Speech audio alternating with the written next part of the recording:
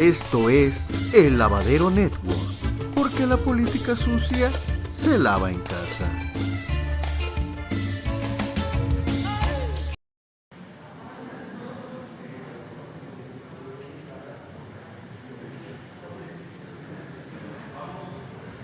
Buenos días, tardes, ánimo. Se prolongó la reunión de seguridad, pero ya estamos aquí para informar. Acordamos que el día de hoy la doctora Olga Sánchez Cordero, aclaro, doctora en Derecho,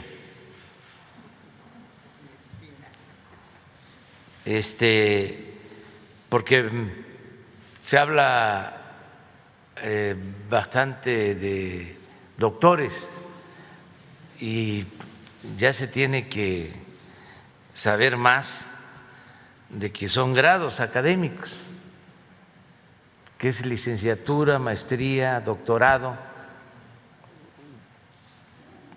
Por eso a veces, aunque sean doctores, yo digo licenciados, porque se entiende más, se comprende más. Esto de los grados académicos es más para pues sectores de mayor escolaridad, de mayor educación, que no de mayor cultura, también para aclarar. Pero es la doctora Olga Sánchez Cordero,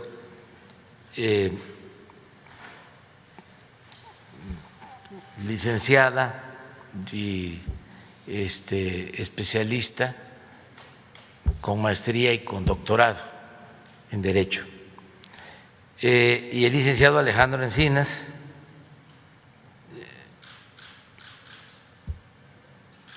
que es economista, Alejandro,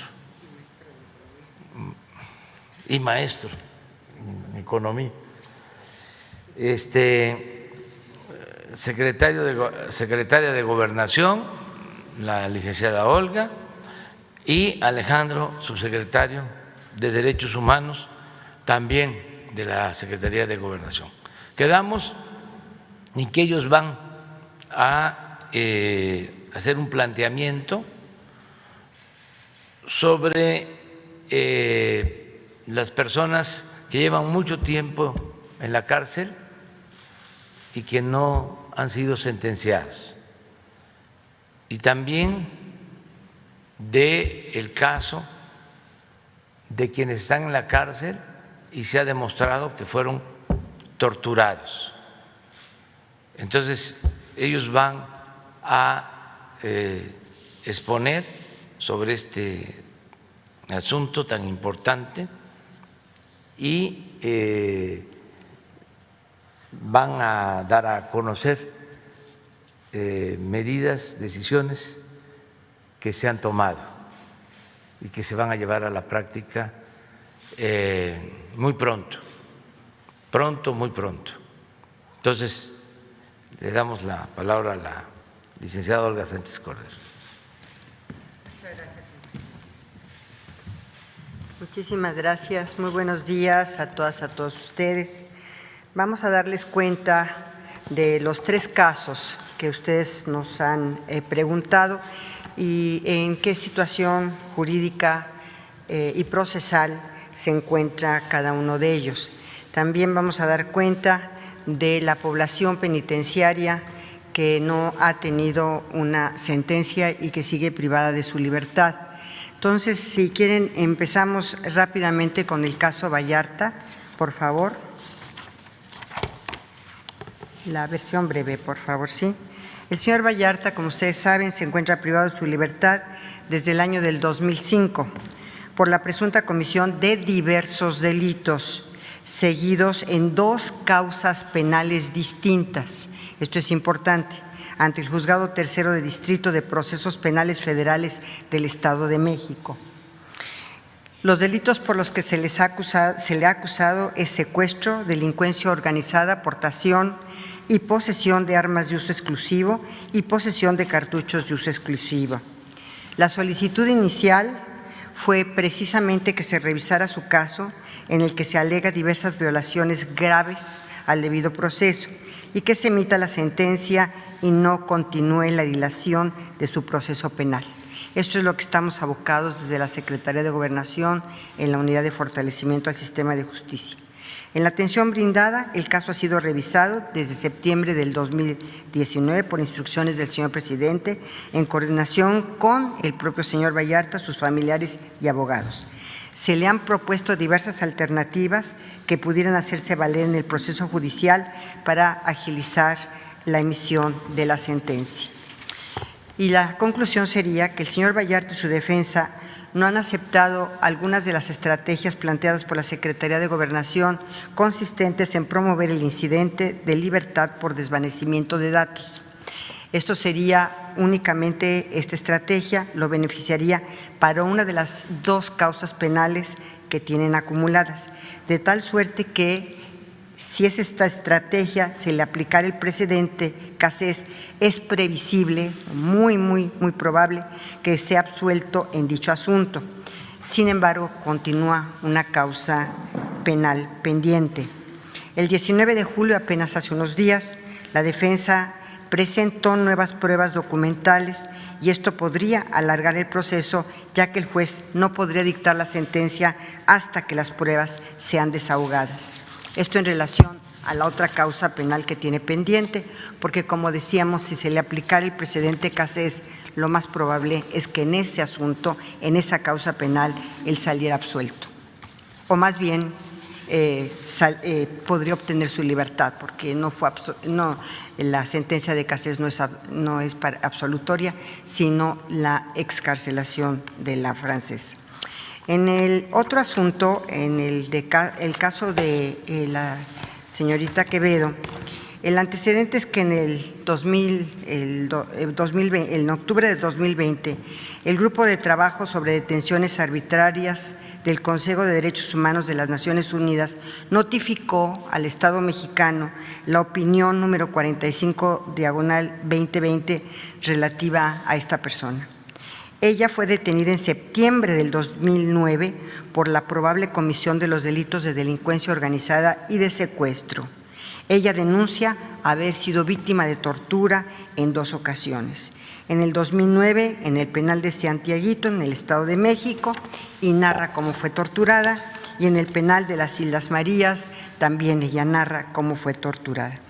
Actualmente continúa privada de su libertad en prisión preventiva, también sin resolución, sin sentencia definitiva, en el Centro Federal de Readaptación Social Femenil en Morelos.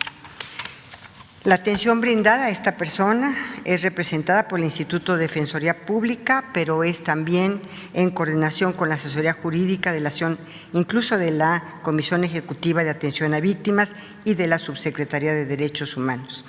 Las gestiones para garantizar atención médica inmediata y está en proceso su inscripción en el Registro Nacional de Víctimas. En estos 2 casos, la tortura, y subrayo la tortura, y las violaciones a derechos humanos están demostradas plenamente con la prolongación innecesaria del proceso por una parte. Los jueces tienen elementos para considerar como violaciones graves al debido proceso y darle el valor probatorio y la incidencia que tienen en este caso.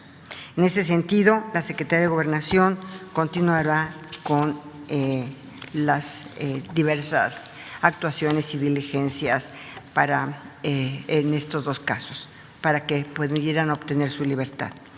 En el otro caso de la persona indígena de Milpalta, el señor subsecretario tiene toda la información, pero sí decirles que en su caso ya hay sentencia definitiva, son 60 años. También ella alega tortura.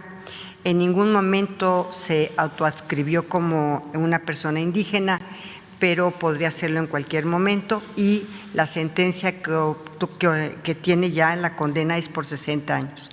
El señor presidente, precisamente en esta última sesión, en esta reunión, nos ha instruido al señor subsecretario y a mí para realizar un proyecto de decreto, se lo vamos a presentar al señor presidente, en donde se establezcan diversas situaciones de toda esta población privada de su libertad, que no tiene sentencia. Si quieren poner los círculos en donde está la población penitenciaria y quien todavía no tiene sentencia definitiva, son alrededor del 43% de las personas privadas de su libertad que siguen en prisión preventiva.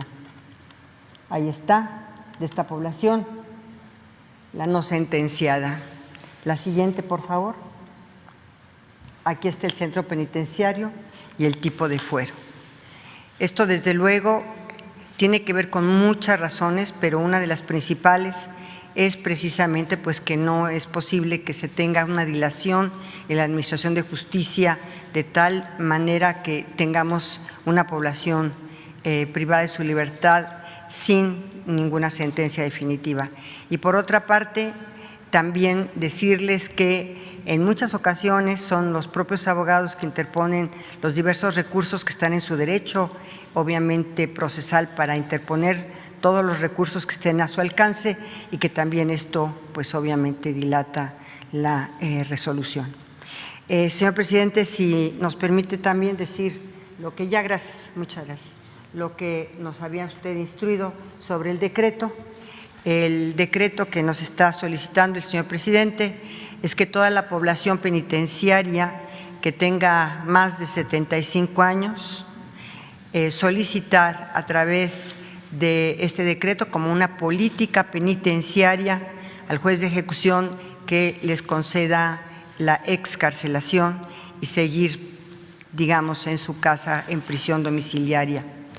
Esto es muy importante porque ya incluso el Código de Procedimientos Penales, el Código Nacional de Procedimientos Penales, lo establece con toda precisión, que los mayores de 70 años pudieran obtener el beneficio de la prisión domiciliaria.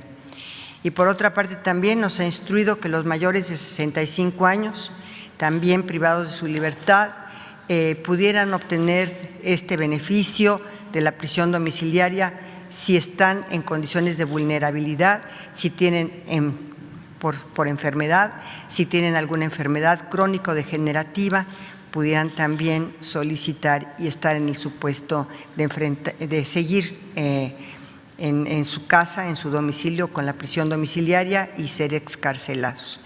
También el señor presidente nos ha instruido para el tema de la tortura, quien alegue tortura y también se compruebe a través del protocolo de Estambul, que es muy seguro cuando se le aplica el protocolo de Estambul a alguna persona que alega tortura, es muy seguro las conclusiones que tiene este protocolo, son peritos muy expertos. También el señor presidente nos ha instruido de solicitar por la causa de la tortura la excarcelación de algunas personas privadas de su libertad. El presidente también ha instruido que en este gobierno no se puede permitir ningún acto de tortura y menos para la obtención de una confesión o dentro del mismísimo penal. Entonces, en este sentido, vamos a caminar para presentarle al señor presidente el decreto de política carcelaria y de las solicitudes que en su caso el gobierno hará a los jueces de ejecución para el beneficio de la prisión domiciliaria. Es cuanto, señor presidente, y le doy la palabra al señor subsecretario. ¿Estuvo bien? Muy bien. Con su autorización, señor presidente, muy buenos días.